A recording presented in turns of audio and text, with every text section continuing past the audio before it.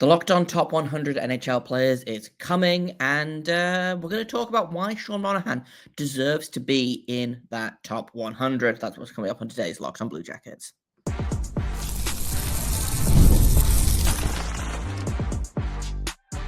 You're Locked On Blue Jackets, your daily podcast on the Columbus Blue Jackets, part of the Locked On Podcast Network, your team every day.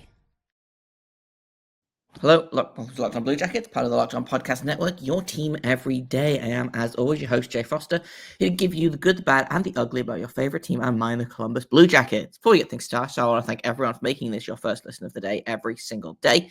I also want to let you know that Locked On Blue Jackets is free and available on all podcast platforms and over on YouTube. And today's episode is also brought to you by FanDuel. Football season is around the corner, so visit the FanDuel app today and start planning your futures bets now. I said I was going to talk about power play today in yesterday's episode, and I accidentally lied because I realized that what I actually wanted to talk about was Sean Monahan, who I've talked about a decent amount in this off season, long and winding as it is. But the Locked On Podcast Network is doing a ranking. They did it for the NFL. I believe they're doing it for the NBA as well. They're ranking the top 100 players in each league, right? So it's going to be ranked voted on by all of the hosts. We've all submitted our top players from each team, our top 4 to 7 players. And I think it's about 150 players in total. We'll vote on who gets through the top 100, right? I'm not under any impression that the Blue Jackets are Zach Werenski's going to be on the list, obviously. He probably makes it into the top 30. I think Kirill Marchenko makes the list as well. I think he's probably in the top 60. He was 15th in scoring for wingers last season, which is pretty impressive. And then there's Sean Monahan. Now, for the purposes of again, in the interest of full disclosure, the 5 players I submitted were Zach Werenski, Kirill Marchenko, Sean Monahan, Adam Fantilli, and Kent Johnson in that order. I flip-flop between whether Adam Fantilli is third or Sean Monahan is third. I ended up going with Sean Monahan for third just because I think the season he had last season was leaps and bounds above what I expected it to be, right? And so I started thinking, okay, well, Werenski will probably make it. Werenski will definitely make it. Marchenko will probably make it as well. Will Sean Monahan? Because I feel like he might be on the bubble. And I think that he is a player that is a top 100 player right now in the NHL. And we're going to talk about why I think that. There's a couple of arguments against him, I think, that we'll also cover, and then we're going to wrap up. We're going to talk a little bit about the 2 depth signings that Don Waddell made earlier this week. So Hudson Fasching and the Brendan Smith PTO as well. And it's mostly monster stuff there, but we'll get to that at the end of the episode. What I really want to talk about, what the meat of the episode is going to be about, is Sean Monahan. I'm not going to get too in depth about the season that Sean Monahan had, because I talked about it a couple of months ago when I was doing my player review series. Excellent season for Sean Monahan. Missed I think 28 games with that wrist injury, which is not ideal, obviously. But when he was in the lineup, the Blue Jackets were an extremely when he was in the lineup, they were a playoff team. When he wasn't in the lineup, they were less of a playoff team, right? I was going to talk about the power play today, and I'm not going to in detail, but with Sean Monahan in the lineup, the power play in the league. Without him in the lineup, it was a 30th ranked power play in the league, right? That's what he brings, which I was not expecting when they signed him. And I talked about it at the time. I was like, it's probably a year too long and $1 million too much. Excellent value for Sean Monahan this year. If he keeps it up for the next 4 years, we're going to be laughing. That's obviously for the next 4 years to figure out. But here's some things about Sean Monahan, just in terms of pure numbers, because on the surface, I get being no, there's no way that Sean Monahan is a top 100 player in the NHL right now. He's a good player, but is he the top 100? There's 32 teams, so on average, 3.5 players per team in theory. Some teams will get more, some teams will get less, right? Is Sean Monahan a good enough player? Because he's the third best Blue Jacket for my money.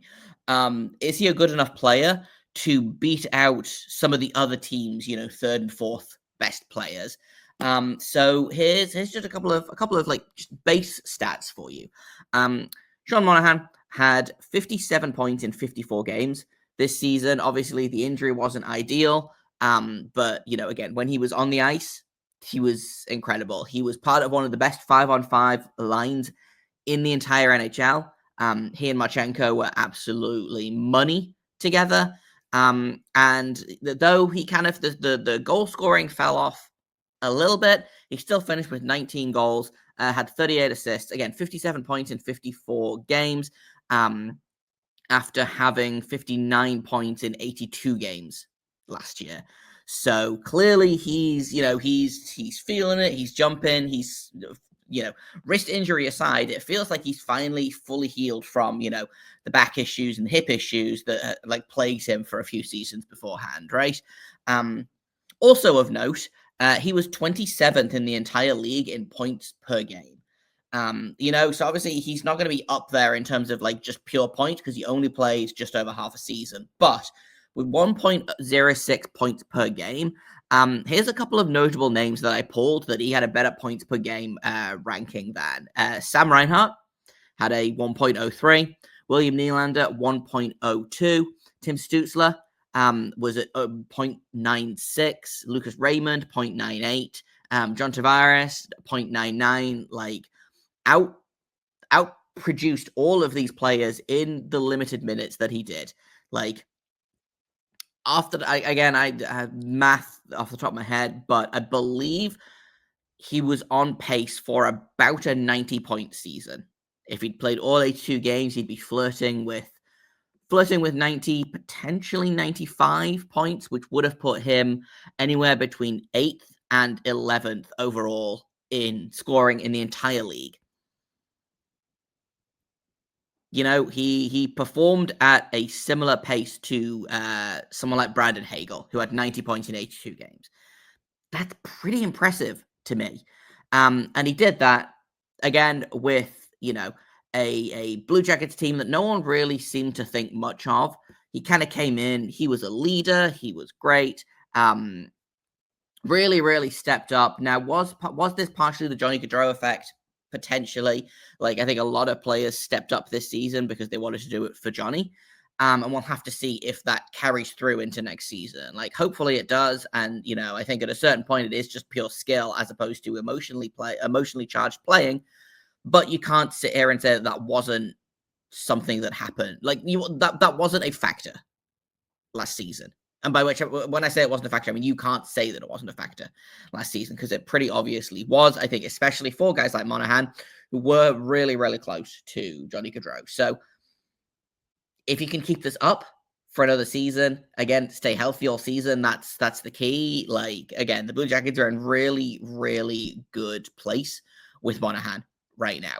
And I just think that he brings things to the table that the Blue Jackets haven't had for a while, which is, again, this might sound harsh. And when I say veteran leadership, I don't mean that they haven't had veteran leadership. Obviously, Boone Jenner's a fairly good captain. I think Erica Branson is a very good veteran. Obviously, Zach Werenski's getting up to that age where he's a veteran now. But I think Sean Monahan coming in, playing center at exactly the right time when you've got these young players like Cole Sillinger, like Kent Johnson, like Adam Fantilli, who are learning to be difference makers in this league. And you're like, well, here's Sean Monahan. He's, arguably a top 20 center in this league when he's healthy, probably a top, like almost definitely a top 30 center, right? Like he was the 1C for this team and it was fully deserved. And so he came in at exactly the right moment for this team. Again, like I said, the power play, he dragged that thing to life. He got heart votes, I believe. Not a ton, but he did get a non-zero amount of heart votes, which I'd like, yes, correct. But he was just really, really good for the Blue Jackets. And the Blue Jackets were a good team this season, right? Obviously not as good as they wanted to be or as good as they thought that they probably should have been. But for a team that was one of the bottom feeders for the last 3 years running, having someone like Sean Monahan come in and kind of drag this team into something approaching relevance is, I think, really, really key. So that's kind of my base argument, right? Is obviously Sean Monahan is a top 100 player. We're going to go through a couple of arguments about why that might not be the case in a second. They're not super convincing arguments, but for the sake of fairness and, let's play devil's advocate for a second. We'll do that in a second. We'll talk about that after we take a quick break here on Locked On Blue Jackets. First, I've got to tell you about FanDuel. August 26th is officially FanDuel Futures Day, a brand new holiday for football fans who live for bold predictions and preseason hunches. For just 24 hours, FanDuel is giving you deals on NFL season predictions, whether you're calling your MVP, eyeing a long-shot division winner, or you're ready to crown your Super Bowl champion before Week 1 even kicks off. This is your moment. Take a flyer on the MVP race, crown your champion in August, parlay your division winner dark horses. You can do all of this on the FanDuel app today. So go to FanDuel.com or open the app. Start planning your futures bets now because Futures Day is one day and one day only. FanDuel, play your game.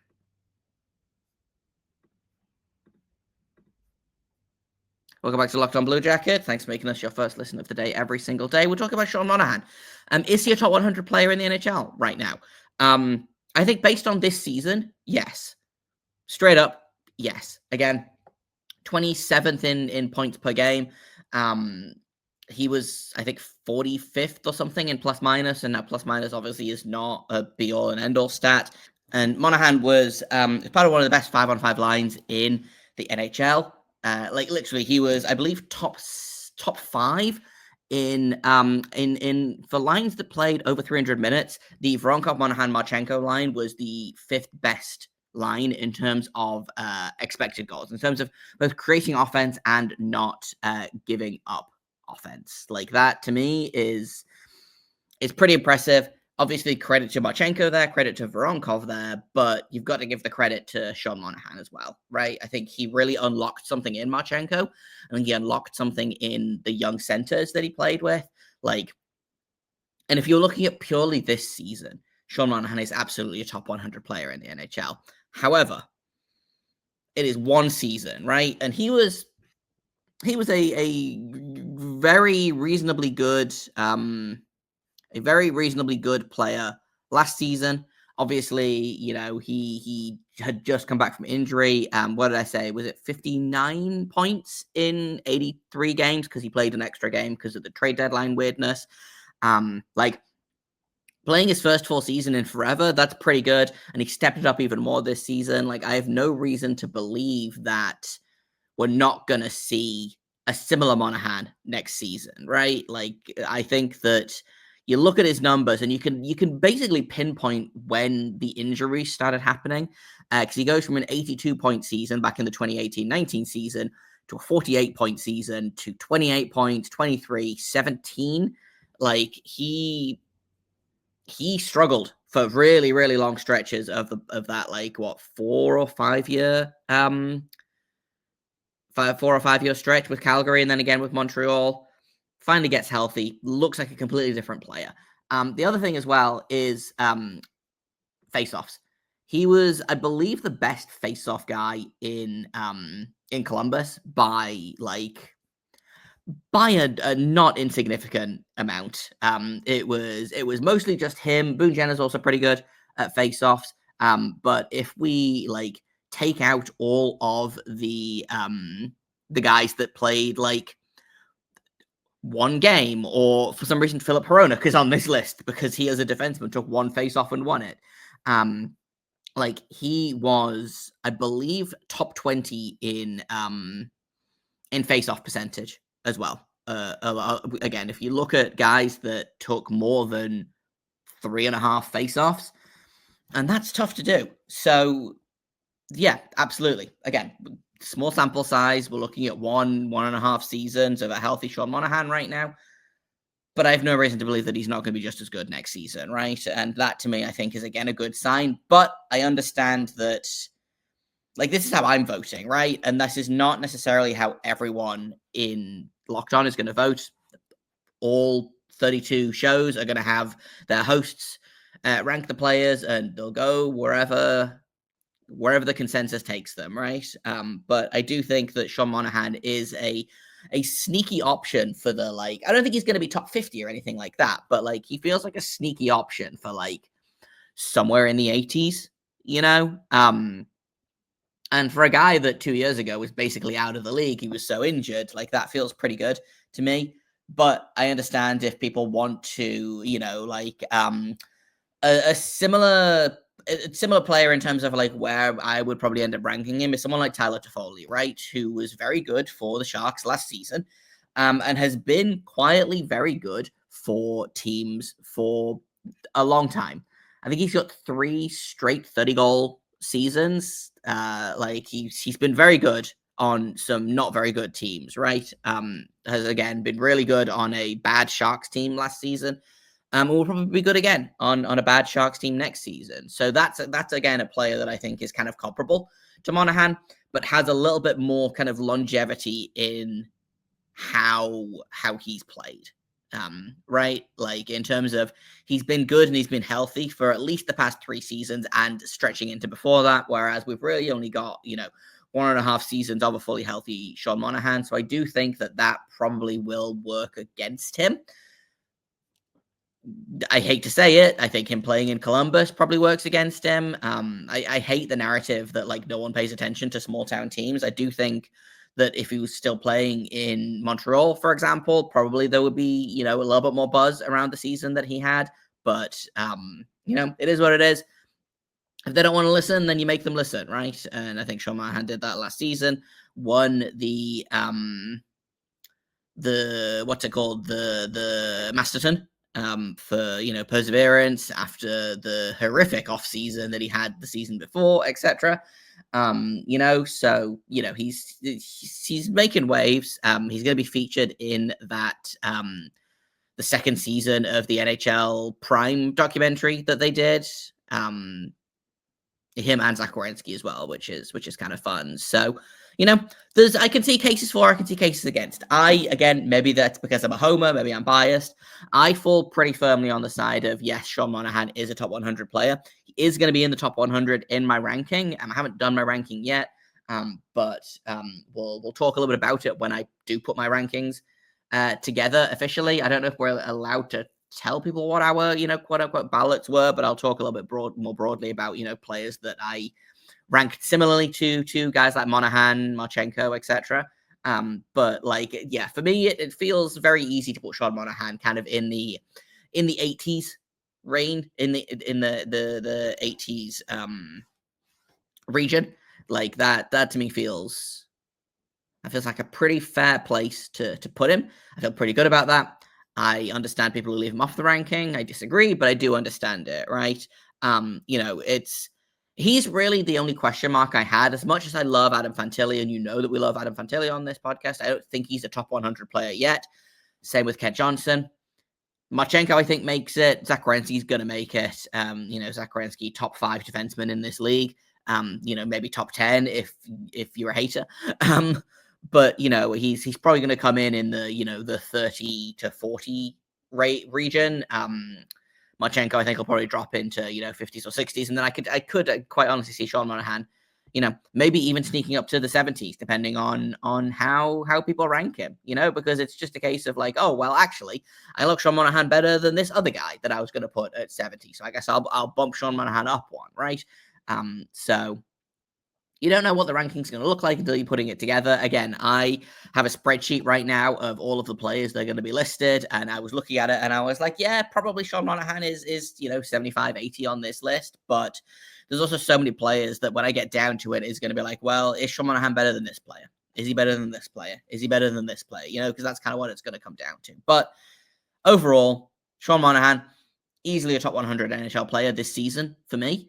And it's top 100 now. It's not top 100 all time. So it's active players. It's recent players. You know, like it's, I don't know. It feels like he belongs on that list to me anyway. So the Blue Jackets might have 3 players in the top 100. That would be neat. You know, considering last season, I think you'd probably get 1. and that would have been Johnny Gaudreau, right?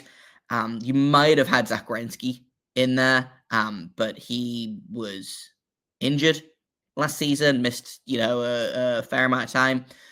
And again, Werenski really elevated himself this season, but like that would have been it, right? So yeah, Blue Jackets might have 3 players in the top 100. They will if I have anything to say about it. But we'll have to see what the final ranking says. I'm going to take another quick break, and then we're going to finish off. I just want to check in with the new signing and the new PTO as well. And I don't believe I talked in any detail about Damon Hunt, so we'll cover him very, very briefly as well, even though that's kind of old news. We'll do all of that in just a second here on Locked On Blue Jackets. First, I've got to tell you about Game Time. Have you ever decided at the last minute to head to a ball game with friends or family? Maybe it's game day and you suddenly realize you want to be in the stands. It's exactly where Game Time comes in. It is the easiest way to grab last-minute tickets without the stress. With the money you save on tickets, you can splurge on food, drinks, merch, even invite a bigger group to come with you. Game Time makes all that possible. I was on Game Time today, actually, looking at tickets for a Montreal Canadiens preseason game, because I'm going to be in Montreal at the end of September, and why not go see a Habs game while I'm there? And Game Time has great deals. They've got great prices. You've got clear seat views, and they've got the most flexible customer service policy in the industry. If you're tired of endless scrolling trying to find the best deal, Game Time's zone deals will pick the best seats in your section for you, and those seat views mean that you know exactly where you'll be and what you'll be looking at during the game. Take the guesswork out of buying tickets with Game Time. Download the Game Time app, create an account, and use code LOCKEDONNHL for $20 off your first purchase. Terms apply. Again, create an account and redeem code LOCKEDONNHL for $20 off. Download the Game Time app today. Last-minute tickets, lowest price guaranteed. Welcome back to Locked On Blue Jackets. We're done talking about Sean Monahan for now. I'm sure he'll come up later, probably in Monday's episode, when I do, in fact, talk about the power play. But a couple of depth moves made. Damon Hunt gets his RFA deal. It, again, is, like, nothing startling. Like, I'm not sitting here being like, wow, what a deal, or wow, what a terrible deal. Like, it's an RFA deal, right? It's very similar to the one that Mikhail Pucha signed. He's gonna be with the Monsters this season. Like, it's that's just how it is, right? $775K, 1 year, 2-way. Again, nothing startling. Damon Hunt didn't really wow me in the AHL last year. He was fine. I think it really is going to be a case of, do all of the pieces that the Blue Jackets got for David Jiricek collectively beat David Jiricek, right? Because I don't think any one piece on their own does. You could argue the first round pick if Andrianov turns into something incredible, but is it okay? Well, you're going to get a potential starting goalie and a depth defenseman for David Jiricek, who, in fairness, didn't pop in the Minnesota system. So again, that's going to be something where you'll see later on how that trade really unfolds, right? But for Damon Hunt, like I said, he didn't really startle me. He was just kind of there, which is not necessarily a bad thing. I know that, you want your prospects to stand out, but he was one of those players that I was like, oh, okay, yeah, no, he's just kind of there doing his job and is a perfectly fine AHL defenseman, right? He's not going to be an NHL option this season unless there are injuries, knock on wood, but keep him in the AHL, see where you go from there. And again, if you get like a bottom 4 defenseman out of him, I feel fine about that. Probably his ceiling is bottom pairing, but that's not the end of the world, right? In terms of other moves, Hudson Fasching coming over from the Islanders, I believe, is where he was. He is a great tweener. He is a guy that you will see for probably 100 minutes total all season. He'll be good for the Monsters. The Monsters do not have a lot of veterans right now. Hudson Fasching will probably be one of them, which is good news. Looks like Rocco Grimaldi is going to the KHL, so there's a piece that you're going to lose. He's not really done anything startling in the NHL, his career high is 19 points, which he set a couple of years ago with the New York Islanders. Last season, he had 4 points in 43 games. This is a guy that you put in the AHL, and if you need him to, you call him up and you can throw him on your fourth line, and he won't be an abject disaster, right? Again, it's not, none of the deals that have been made are particularly startling. Again, it's a $775K, 1 year, one-way deal, I believe. Oh no, it's 1 year, two-way deal. Excuse me. He's making $250K in the minors. Like it is low risk, low reward, right? Like the worst case scenario is you get an AHL guy. Well, no, the worst case scenario is that you put him on waivers at the end of training camp and someone swipes him. I don't really see that happening, right? He's on the non-roster forwards list right now over on Puckpedia. He's not on the main roster. So my guess is that's where you're going to see him. The Monsters are going to see a lot of him. Blue Jackets will see a little bit of him. The other signing is kind of a weird one. Again, it's not like, oh no, this is terrible. Why are they doing this? Brendan Smith is 36 years old. He signed a PTO, and this happened, right? Like last season, Kevin LeBanc was on a PTO with New Jersey till the Blue Jackets signed him. James Van Riemsdyk, I believe, was on a PTO with Toronto, with the Maple Leafs until the Blue Jackets signed him.